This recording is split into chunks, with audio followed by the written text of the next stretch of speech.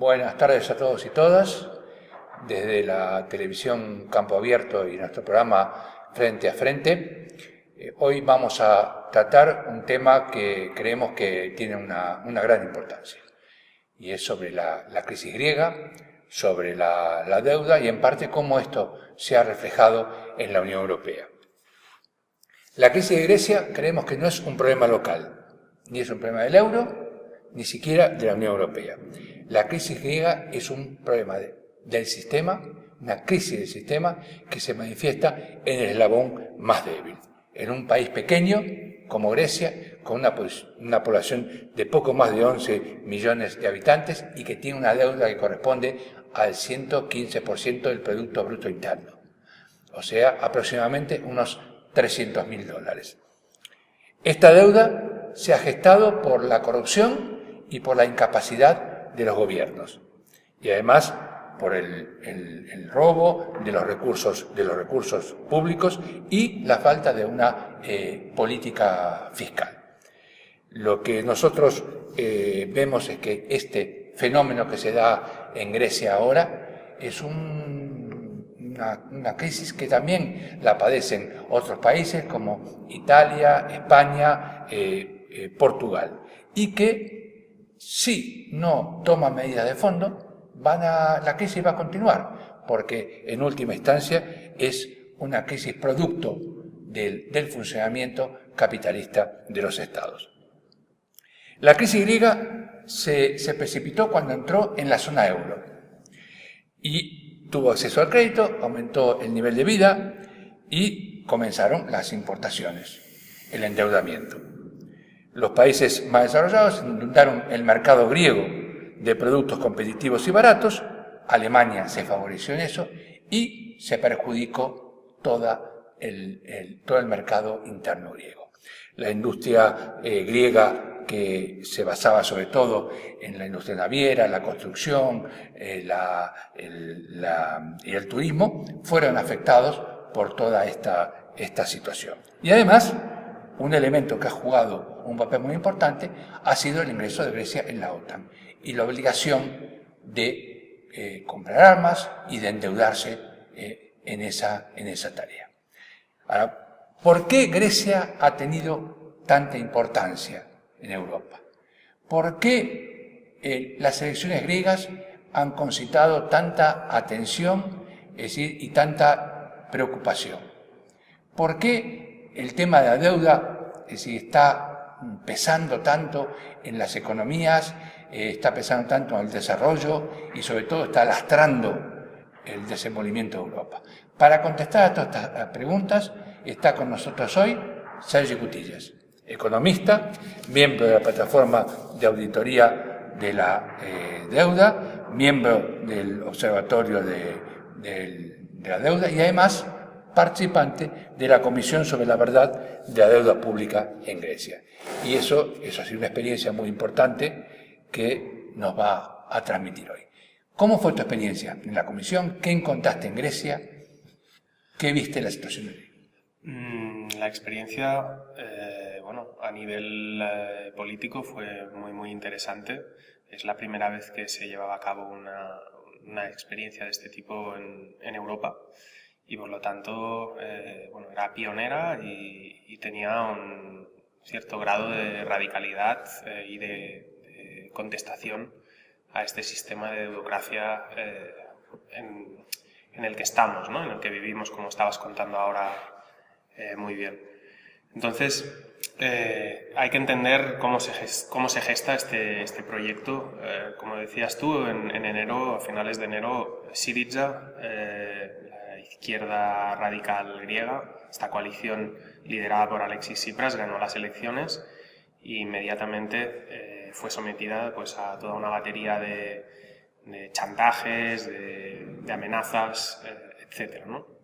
Entre ellas el cambio de la financiación del Banco Central Europeo a los bancos griegos, de la línea central, de la línea oficial de refinanciación, a la línea de emergencia, que es 14 veces más cara. Entonces, eso de alguna forma dio una señal a los depositantes griegos de alerta, y estos empezaron a sacar el dinero de los bancos, poco a poco generando una sangría en el sistema bancario. Esa es la condición en la que tuvo que negociar el gobierno de Alexis Tsipras. Con el miedo a la quiebra y con la fecha límite del 20 de febrero, que era cuando vencía el segundo rescate, en el que había que desembolsar unos ciertos pagos y que hubieran supuesto, sin un tercer rescate, sin una tercera aportación de fondos de la Troika, hubiera supuesto una quiebra, se llegó pues al acuerdo que firmó el ministro Yanis Varoufakis ese 20 de febrero, que renunciaba a llevar a cabo el programa de Tesalónica, que era un programa anticapitalista, era un programa electoral que se centraba en una quita de la deuda, el parar las privatizaciones de sectores estratégicos de la economía y también de la nacionalización o la socialización también de algunos sectores clave de la economía, además de subidas de salarios, aumento del empleo público, rebajar los objetivos de superávit o ampliar, en este caso, los déficits, haciendo más gasto público para poder salir de la crisis, etcétera, etcétera. A todo esto es a lo que renunció ya el gobierno griego en esa firma de Yanis Varoufakis en el Eurogrupo. Entonces, esa primera firma ya fue una renuncia, una capitulación importante. Esa firma hay que entender pues, que generó un conflicto dentro del partido. Había una parte que no quería aceptar esa claudicación, podríamos decir, o esa renuncia, llamémosle como quieras, y había otra parte pues que sí. Pero el caso es que si eso se hubiera llevado al Parlamento, seguramente se hubiera escenificado la ruptura del partido a pocos días de haber ganado las elecciones, ¿no? Entonces se decidió desde la cúpula de dirección del partido que lo que se haría es que fuera el ministro de Finanzas el que firmara el acuerdo sin pasar ese acuerdo por el Parlamento. Se disimuló de esta manera la ruptura dentro del partido, pero eso ya generó en muchas personas, como la presidenta del Parlamento griego, que confiaban en que no habría una claudicación, una suspicacia y también un distanciamiento respecto a la dirección. Fue de ahí, en ese momento, que Zoe Konstantopoulou, que era la presidenta del Parlamento en ese momento, en la primera legislatura de Syriza-Anel, que decidió pues, montar una comisión para auditar la deuda, para de alguna forma colaborar en este proceso de negociación que se abría. El acuerdo del 20 de febrero servía para ampliar 4 meses el segundo rescate, este que hablábamos que se agotaba a finales de febrero. Entonces esos 4 meses tenían que servir para continuar negociando y para que el gobierno tuviera un cierto margen para llegar a un acuerdo con la Troika. Entonces la presidenta pues, se puso el objetivo de colaborar generando esta comisión, una comisión parlamentaria, para presionar a la Troika en este proceso y para auditar la deuda, que al final era el objetivo de la comisión. Entonces esto se puso en marcha a principios de abril. Teníamos el objetivo de acabar el informe preliminar, la primera investigación preliminar, a mediados de junio, para que pudiera servir, los resultados pudieran servir en esta negociación que tenía que llevarse a cabo, la decisión final que tenía que llevarse a cabo antes de, si no me acuerdo mal, el 20 de junio, que era cuando se acababan estos 4 meses de prórroga del segundo rescate, ¿no? Entonces, tuvimos que trabajar rápido. La comisión fue formada por 15 miembros internacionales y 15 miembros griegos. Todos éramos los internacionales éramos de diferentes países éramos pues algunos expertos en derechos humanos, otros economistas, algunos de nosotros también formábamos parte de los movimientos sociales que vienen luchando desde hace años contra el pago de la deuda ilegítima, etc. Entonces, este grupo se formó y, como digo, durante estos 2 meses estuvo trabajando en parte reuniéndonos en Atenas y también en parte a distancia para generar este informe. El resultado fue pues que vimos cómo se había generado esta deuda, y la conclusión principal del informe es que en la raíz de la generación de la deuda hay diferentes cosas. Una de estas es la que dices tú, es una deuda por el excesivo gasto militar. Hay otra que es desde los años 80, es que se han estado pagando tipos de interés a la banca por encima de mercado, por encima de lo que correspondería con la solvencia. Esa es la corrupción que ha hecho la dirección de la derecha, y después el PASOK la continuó, ¿no? La aceptó. Claro. Ha habido manipulaciones contables, porque encontramos, y esto es sabido y está registrado oficialmente, que ha habido faltas podríamos decir, de coherencia entre los flujos y los fondos, entre los déficits y la deuda acumulada. Y finalmente ha habido, pues con la entrada en el euro, pues una entrada de financiación desde la eurozona, desde los bancos del centro de Europa a los bancos griegos, que también han generado en la primera década de los 2000 podríamos decir, una burbuja de deuda en el sector privado, que con el estallido de la crisis en Estados Unidos, pues supuso un rescate a la banca que hinchó la deuda pública, y ahí es cuando llegamos de alguna forma a la crisis que estalla a finales de 2009, principios de 2010 hay el primer rescate.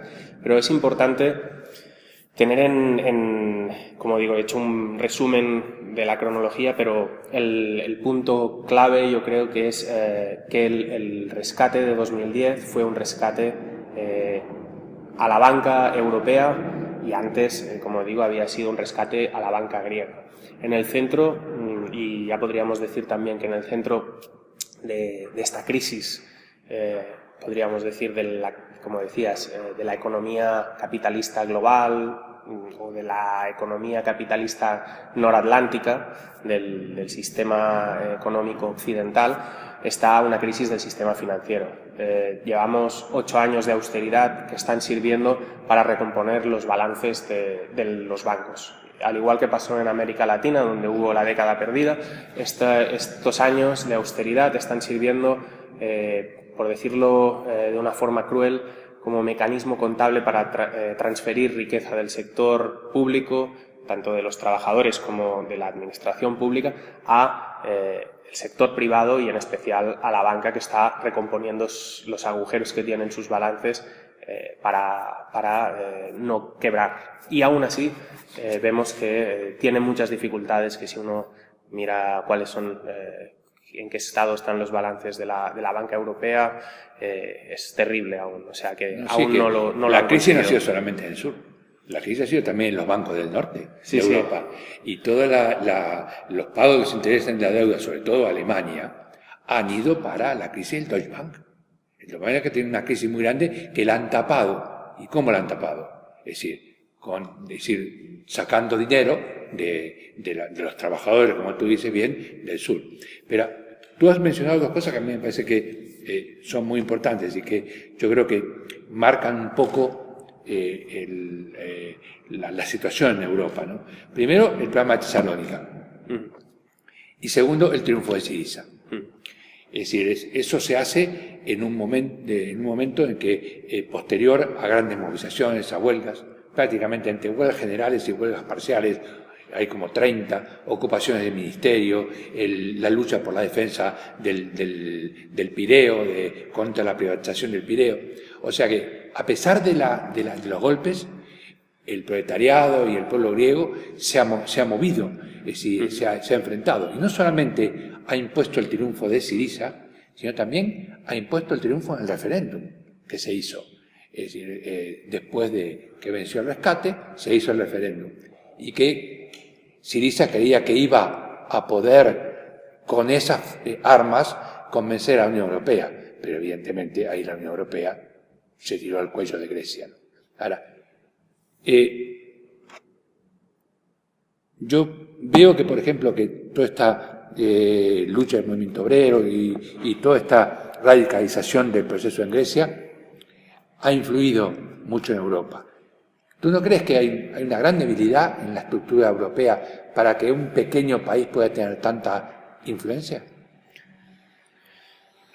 Claro, no diría que es un pequeño país que está teniendo influencia. Yo creo que esta crisis, como decías tú, claro, ¿no? Esta crisis está sucediendo en muchos lugares a la vez. Y el euro es un sistema completo. Entonces, cuando hay una crisis en podríamos decir, en una provincia de este imperio, ¿no?, que han montado, esto puede afectar a todo el conjunto. Puede generar una serie de efectos en cadena que pueden acabar afectando a toda la eurozona y a la economía global, ¿no? Porque, como decíamos, en este momento la economía está globalizada, está financiarizada, lo ha estado durante siglos, pero estamos en una época en la que la conectividad de los sistemas financieros, de los sistemas económicos es mayor que nunca y, por tanto, un efecto en una pequeña provincia, llamo provincia porque es una región de la Unión Europea, ¿no? Es el 2-3% del Producto Bruto de Europa. Puede tener un efecto en todo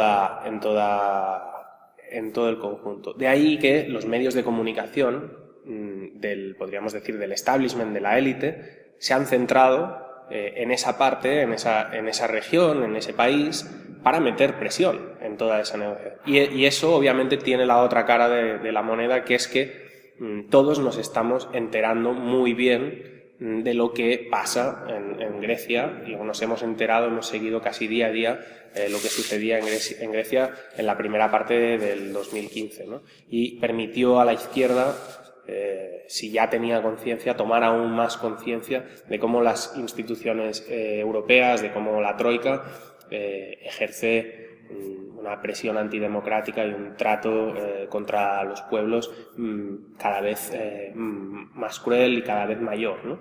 Entonces, eso es, de alguna forma, podríamos decir, la causa que ha hecho que la crisis griega sea tan importante, ¿no? Porque es una crisis del euro, ¿no? Es parte de la crisis del euro.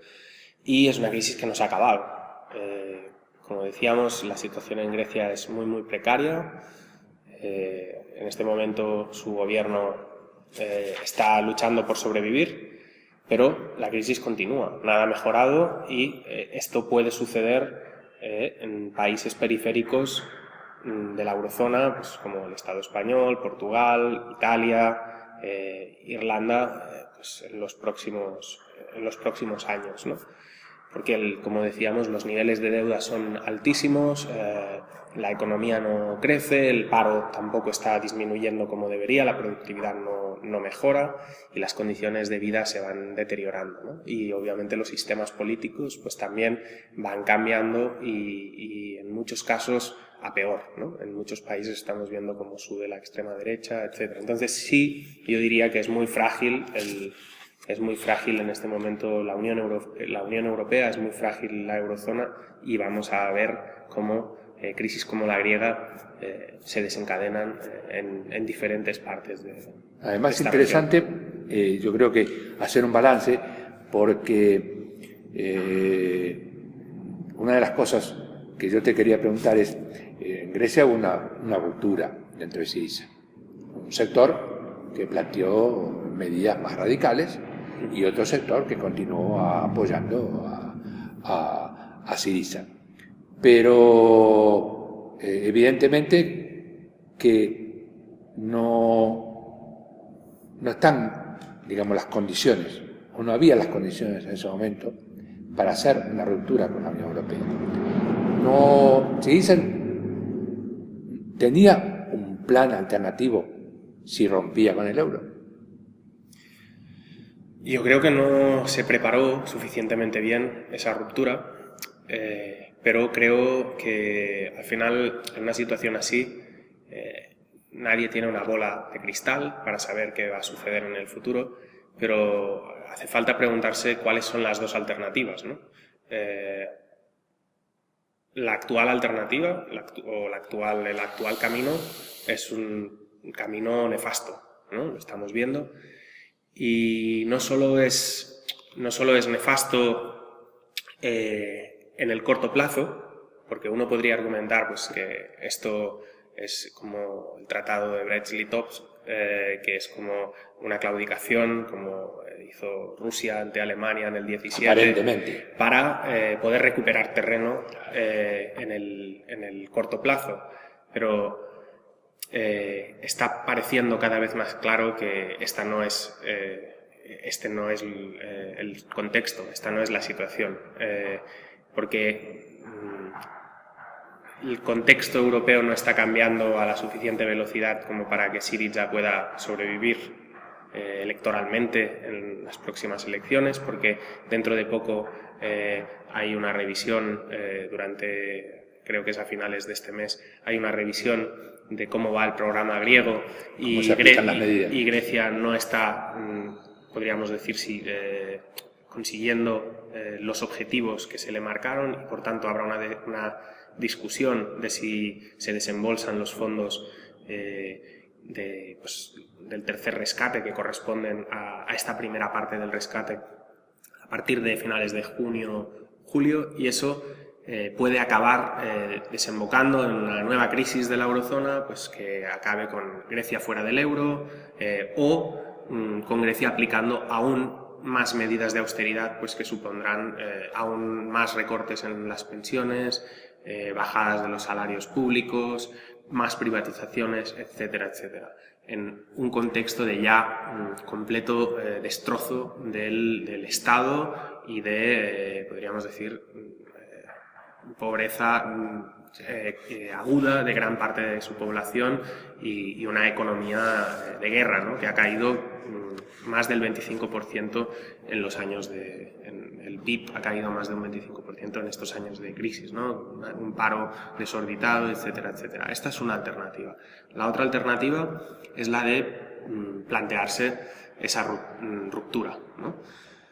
Y yo creo que ese escenario, como dices, es incierto, porque, bueno, nadie puede decir que tiene todos los factores controlados, pero creo que, dadas las circunstancias y la alternativa de mantener todo como está, que, como digo, es terrible, la otra opción había que tomársela más en serio, y no se tomó más en serio, no se preparó realmente un plan para ese escenario. Creo que para llevar a cabo ese escenario no es un tema técnico, porque de alguna forma los aspectos técnicos son difíciles, podríamos decir, pero con gente suficientemente competente, que creo que la tenían en Grecia, pues tenían economistas de alta categoría como para llevar a cabo desarrollar esos aspectos técnicos, se puede hacer, ¿no? O sea, ya está todo escrito sobre cómo manejar sistemas monetarios a nivel estatal, de cómo llevar pues transiciones en una rotura monetaria, etcétera. Eso teóricamente está estudiado, pero eso es teoría. La dificultad es la política y de alguna forma el que la población griega entienda que pues apretando los dientes en un corto plazo de tiempo vivirá mejor en ese escenario fuera de la eurozona. Y para eso hace falta, pues, obviamente, que haya un proyecto político que ofrezca esa alternativa. Syriza nunca de alguna forma, cohesionó a su entorno, cohesionó a la población que la votaba alrededor de esa idea. A pesar de ello, lo que nos dice, a mi entender, la votación del referéndum del 5 de julio es que ese potencial de ruptura existía y que no se aprovechó, que a pesar de toda la campaña del miedo que se había llevado a cabo durante esos meses, a pesar del cierre de los bancos, a pesar de todos estos años de crisis en Grecia, de desposesión, en que mucha gente ha visto cómo lo perdían todo, la clase media casi ha desaparecido, etcétera, etcétera. A pesar de eso, los griegos no tuvieron miedo, la mayoría de los griegos no tuvieron miedo y votaron en contra de aceptar ese tercer programa de rescate, que le llaman rescate, pero en realidad es más austeridad y continuar vendiendo el país y destrozando la sociedad griega, ¿no? Entonces, yo creo que sí que se puede llevar a cabo esa ruptura siempre y cuando haya esa determinación del pueblo y esa valentía, pero para eso obviamente hace falta que se plantee de forma decidida desde el liderazgo político, y obviamente hace falta un apoyo de los movimientos sociales, hace falta un apoyo de los sindicatos, la sociedad de alguna forma, o la izquierda debe estar a una en este paso de ruptura, con esta camisa de fuerza que no plantea una salida ni en 2, ni en 5, ni en 10, ni en 20 años de la crisis capitalista. Eso es lo que tenemos que tener en cuenta, porque muchas veces cuando se habla de esto, de este tema, de si salir o no salir del euro, de si ruptura con el capitalismo o intentar reformarlo e intentar democratizar la Unión Europea, etc., se plantea como un escenario en estático, ¿no? Como si fuera solo pues ver cómo estaríamos hoy y el día siguiente de esa ruptura, pero nadie se plantea cómo estaremos si no hacemos nada dentro de 20 años dentro de este contexto, ¿no? Entonces, a mí me parece que no hay una opción para reformar la eurozona, ni hay una opción para reformar la Unión Europea. No veo de alguna forma los indicios de que esto pueda suceder. No veo un plan factible para ello. Y entonces me parece que lo más, de alguna forma, lo más probable es que, por activa o por pasiva, la eurozona y la Unión Europea se acaben cambiando de forma, se acaben desintegrando, acabe resquebrajándose de alguna forma. Esa es una opción. Pero aún queriendo reformarla, si uno quisiera, que no es mi caso, pero aún queriendo reformarla, la única opción que uno tiene sería plantearse la salida de forma real. Porque si uno no se la plantea, al final, como le ha pasado a Syriza, se le ve el farol, podríamos decir, ¿no? Entonces, cuando uno no realmente no tiene ese plan ni esa opción tomada en serio, no puede negociar contra un bloque tan poderoso como el Centro Europeo, como la Troika, que está además dirigida por la élite alemana, ¿no?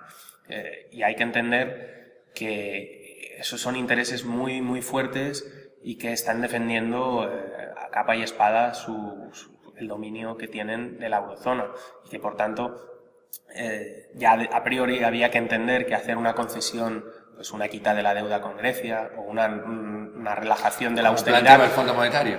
Claro, eso le daba una señal a partidos como como Podemos, al Bloco de Esquerda de Portugal, para que se envalentonaran y pidieran ellos también. Entonces había que entender ese contexto, que Grecia seguramente iba a enfrentar una negativa seria de eso, y un plan ofrecido por la gente que de alguna forma que manda en la eurozona para salir del euro en serio, no como farol, como al final se demostró, ¿no? O sea, Alemania, el ministro de Finanzas alemán, Schäuble, ofreció un plan de salida de la eurozona, y ese plan estaba ya escrito, diseñado, y se lo dijo a Varoufakis varias veces. Aquí tenéis la manera y os daremos apoyo humanitario, financiación de emergencia para que podáis mantener el país más o menos en pie, y vosotros salís y aquí no hay ningún problema.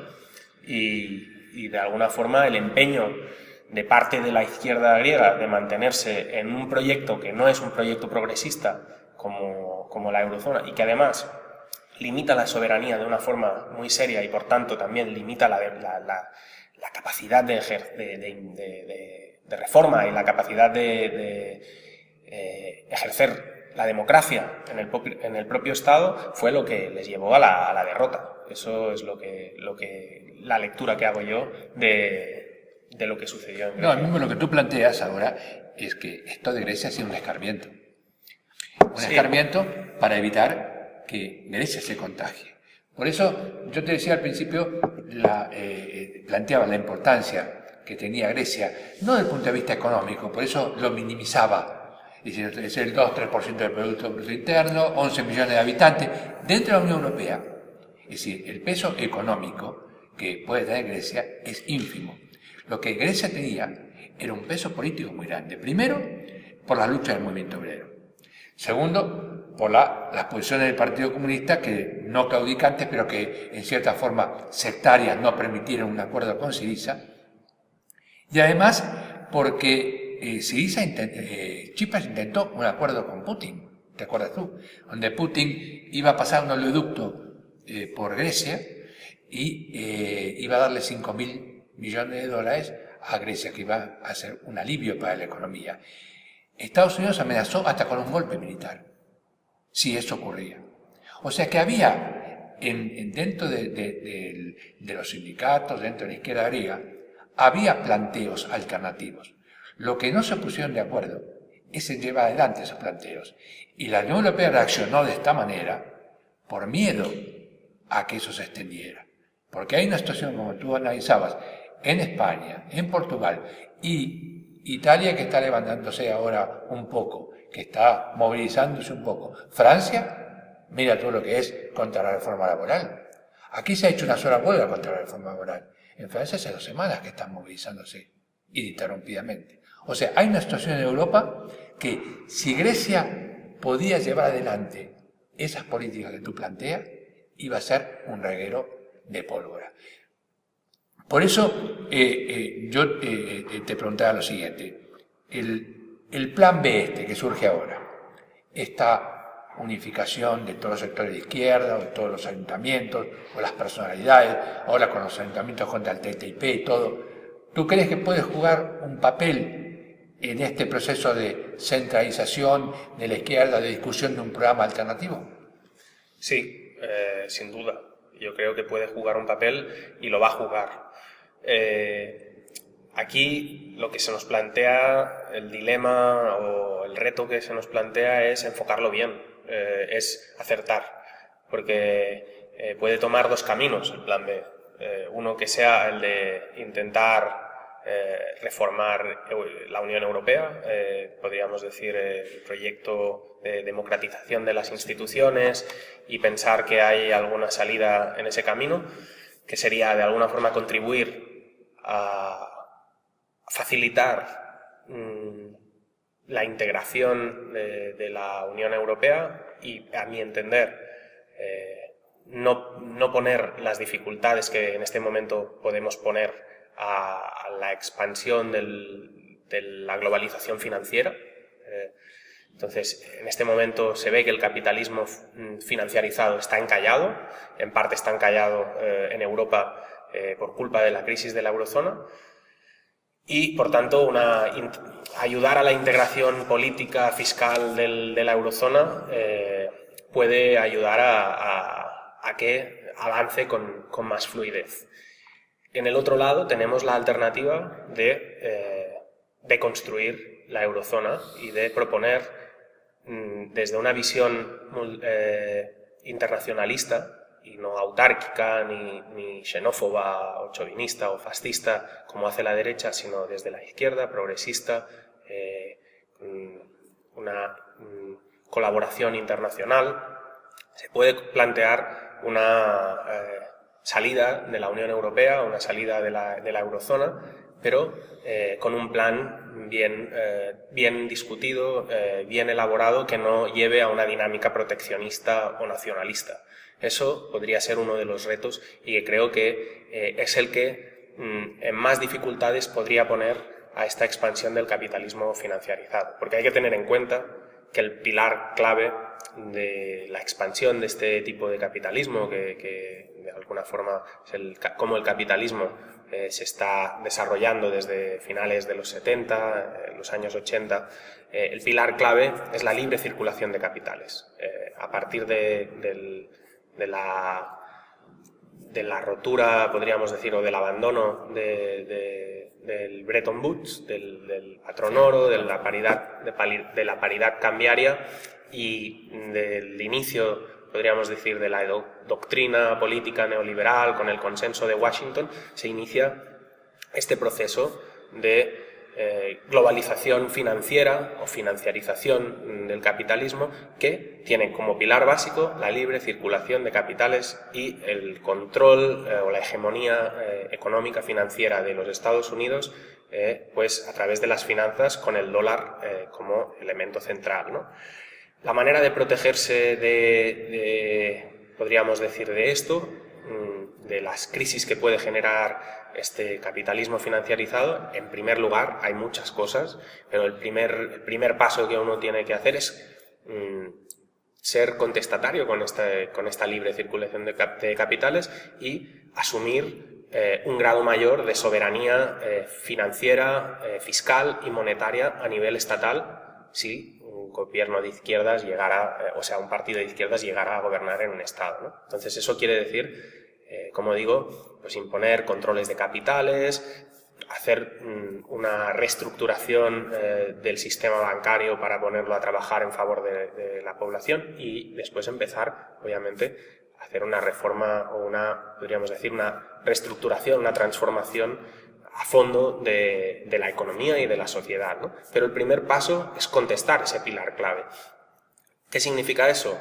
Pues eso significa que cuando uno se pone a hacer la cadena lógica de acontecimientos que pueden suceder cuando uno hace eso, seguramente el primer paso que sucedería desde el directorio europeo, cuando uno impone controles de capitales y toma control del sistema bancario propio, es que le expulsarían de la eurozona y de la Unión Europea el día siguiente. Entonces tenemos que preguntarnos si realmente nos planteamos en serio poder revertir este proceso de financiarización o iniciar un proceso de desfinanciarización, o simplemente asumimos que este es el escenario que nos toca vivir, que este es nuestro destino y que tenemos que aprender a vivir lo mejor posible dentro de este escenario. Yo creo que es un poco estas dos elecciones las que tenemos. Y bueno, se puede plantear de alguna forma intentar vivir más o menos dignamente dentro de esto, pero a mí me parece que el hecho de plantear que podemos de alguna forma continuar en la financiarización, en esta globalización del capitalismo y además democratizar y vivir mejor es incompatible. Entonces, cuando uno dice necesitamos un gobierno global para democratizar, etcétera, etcétera, creo que se está equivocando. Y parte de la izquierda alternativa, de la nueva izquierda, propone pues un federalismo global, un gobierno más fuerte a nivel mundial, un gobierno más fuerte a nivel europeo, para encontrar pues de alguna forma un nuevo New Deal, un nuevo pacto para un estado del bienestar. En mi forma de entender, no estamos en el periodo de la posguerra, de la Segunda Guerra Mundial, en el que, de alguna forma, el capitalismo hizo esas concesiones en Occidente, en las economías desarrolladas, de pues, ofrecer a los trabajadores y a la población pues, el estado del bienestar. No estamos en ese contexto, no existe la Unión Soviética, y entonces no creo que sea posible conseguir pues un nuevo pacto neokeynesiano que nos dé este margen para vivir un poco dignamente. Entonces, la alternativa estratégica que sí que permite oponerse a esta libre circulación de capitales es pues, tomar el control de las finanzas estatales. Y eso pasa por un proceso de deconstrucción de estos grandes espacios, que podríamos decir imperiales, ¿no? O al menos el europeo, ¿no? Que es el que parece que se está desintegrando por sí mismo. Y recuperar la soberanía. eso mismo. Porque uno recupera soberanía estatal y mi objetivo no es una recuperación de una soberanía nacional o estatal per se, sino el llegar a la soberanía más, podríamos decir, de la gente, ¿no? Que uno pueda disponer de los recursos que tiene alrededor, disfrutar de la naturaleza a su alrededor, de comer productos que estén pues plantados cerca de su territorio, que pueda estar de alguna forma en un sistema económico y social que tenga un sentido ecológico y económico. En este momento tenemos un sistema absolutamente loco, interconectado, con unas deudas que son impagables, con unos intercambios comerciales que son ecológicamente insostenibles, pero económicamente poco razonables, y que lo que están generando es problemas de todo tipo, además de son el pretexto para muchas guerras, etcétera, etcétera. Estoy resumiendo mucho, pero, lo que quiero decir es que tenemos que enfocarnos a un escenario anticapitalista o postcapitalista en el corto plazo, o de alguna forma no vamos a conseguir vivir en un mundo mejor. Y eso, yo creo que ese escenario anticapitalista o postcapitalista no pasa por un gobierno mundial que lo gestione todo, sino obviamente debe haber asambleas globales porque hay problemas globales y tal, pero necesitamos que la soberanía se acerque al territorio, necesitamos que haya internacionalismo, pero que haya arraigo, que haya sistemas de corto plazo, de corto recorrido, podríamos decir, sistemas económicos que tengan un sentido ecológico también, ¿no? No, evidentemente que este escenario que tú estás planteando, yo creo que se está discutiendo en la izquierda, que hay todo un sector que se da cuenta que no hay posibilidades, es decir, de desarrollar la economía con las pautas, con los parámetros, con los principios sobre los cuales se mueve el sistema capitalista, que es un sistema totalmente empírico, no prevé nada, no organiza nada. Por ejemplo, yo creo que es muy importante el programa que ha sacado Corbyn en el Partido Laborista. No por la corriente que representa a Corbyn en sí, sino por lo que representa el Partido Laborista. Y además porque los sindicatos han apoyado este programa. Y este programa está contra la guerra, está otra vez para recuperar el servicio de salud, ahí que en parte está privatizado, o sea, privatizado en parte, recuperar los servicios sociales, renacionalizar las compañías eléctricas, los servicios postales tienen que ser públicos, o sea, se está planteando, y también a través de la renacionalización del agua, remunicipalización del agua en muchas ciudades, se está buscando recuperar esos recursos y que no queden ya en manos de la especulación. Porque en última instancia lo que está determinando ahora el funcionamiento del capitalismo es la especulación. Es decir, sube el petróleo, especulamos con el petróleo. Ahora, ¿por qué baja el petróleo? Ha bajado el petróleo por una cosa muy sencilla, porque han mentido. Han mentido en las reservas, han mentido en lo que vendían, han mentido en lo que producían, ¿no es cierto? ¿Y por qué lo han hecho? Porque, ¿qué está haciendo Estados Unidos? Está llenando todas sus reservas, es decir, todos sus tanques, con petróleo a bajo precio. Ahora pronto va a decir, no hay petróleo y el petróleo va a subir. Y así se manejan ellos, de esa manera. Ese es el funcionamiento y ese es el que tenemos que romper. Y lo que yo creo que lo que tú dices muy bien es que la izquierda no puede esperar más. Es decir, democratizar instituciones que han venido y cumplen una función, como está cumpliendo, por ejemplo, la Troika en Grecia. La Troika ha ido a Grecia a destruir Grecia. ¿A destruir por qué? Porque por lo que significa el proletariado griego, por lo que significan las luchas, porque en parte por lo que ha luchado Syriza, y eso hay que borrarlo del mapa. No tiene ni que existir, no tiene ni que reproducirse porque puede contagiarse, ¿no es cierto? Y en ese sentido, yo estoy de acuerdo contigo que hay que buscar una alternativa anticapitalista, esto que la izquierda tiene que ponerse de acuerdo y tiene que decidirse a plantear las cosas, no tener miedo. Si hay que nacionalizar las eléctricas, hay que nacionalizar las eléctricas para que no haya pobreza energética. No hay otra forma. Es decir, lo mismo el agua. El negocio mundial que se está haciendo con el agua en este momento, que está denunciado en todos lados, ¿no? Es decir, ¿y eso por qué? Pues el agua es un bien público. Y los bienes públicos tienen que estar en manos de la gente. Y eso es lo que tiene que discutir la izquierda como tú planteas, ¿no? Sin duda. Yo creo que además no se tiene que mirar desde un punto de vista económico. O sea, más allá de lo económico que está, creo que más que, como decía antes, demostrado que técnicamente las cosas se pueden hacer, sino que es una condición sine qua non para defender la democracia, porque estamos en una dinámica en la que este capitalismo financiarizado actual nos plantea una degradación importante y una posible desaparición en pocos años de la misma democracia, ¿no?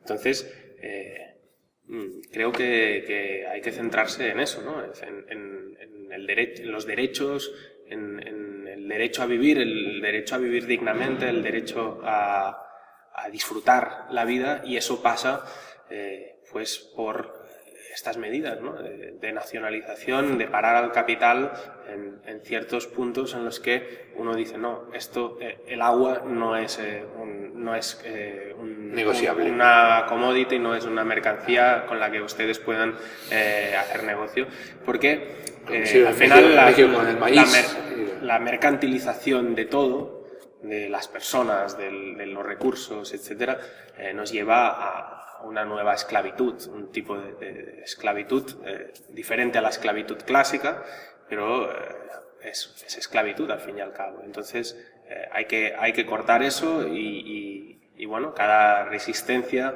es una pequeña victoria. Entonces, sin duda, lo que comentabas del programa de Corbyn y en ese sentido lo que debería hacer la izquierda europea y a nivel mundial, para mí está en esa línea, ¿vale? En esa línea, ¿no? de nacionalizar y de encontrar nuevos sistemas de gestión que sean públicos, pero que también sean no solo centralizados, controlados por el gobierno, etcétera, sino que sean participativos, que hagan participar en su gobernanza, en su gestión, a la gente, a los diferentes colectivos, a los vecinos, a los diferentes interesados, a los trabajadores, etc. Y ahí es cuando realmente vamos a democratizar. Tenemos que ir a un sistema en el que todo el mundo participe de la gestión, de su lugar de trabajo, de la administración pública, de los recursos, etc. Y cuando sintamos que estamos gestionando nosotros, que estamos gobernándonos a nosotros mismos, ahí es cuando realmente tendremos democracia, porque ahora actualmente no la tenemos. Y salud, porque uno de los condicionantes importantes de la salud es la participación. Obviamente, sí. Es la participación. Bueno, hemos tratado toda una serie de temas que creemos que son importantes, que tienen que estar en el debate de la izquierda. Le agradecemos a Sergio Cutilla haber venido, haber colaborado en este programa, con todas sus ideas, con toda su experiencia, con todos sus conocimientos. Y nosotros pensamos que la izquierda, los sindicatos, los movimientos sociales deben discutir el tema. El tema de la deuda, el tema de la crisis es un tema muy importante, pero sobre todo discutir qué alternativas hay a la crisis. Y las alternativas no están dentro del sistema, sino que están fuera de él. Desde aquí nos despedimos saludando al proletariado del pueblo griego por toda la lucha que ha llevado, que ellos han sido el motivo de este debate, de este programa, y que creemos que van a seguir el mismo camino porque no van a claudicar jamás. Es un poco las características del proletariado griego, que ha sido siempre luchador y combativo. Y además nos despedimos de todos ustedes y esperemos que este vídeo les sea útil para el debate en todas vuestras organizaciones. Hasta la próxima, hasta el próximo programa, o como decimos siempre, hasta la próxima lucha.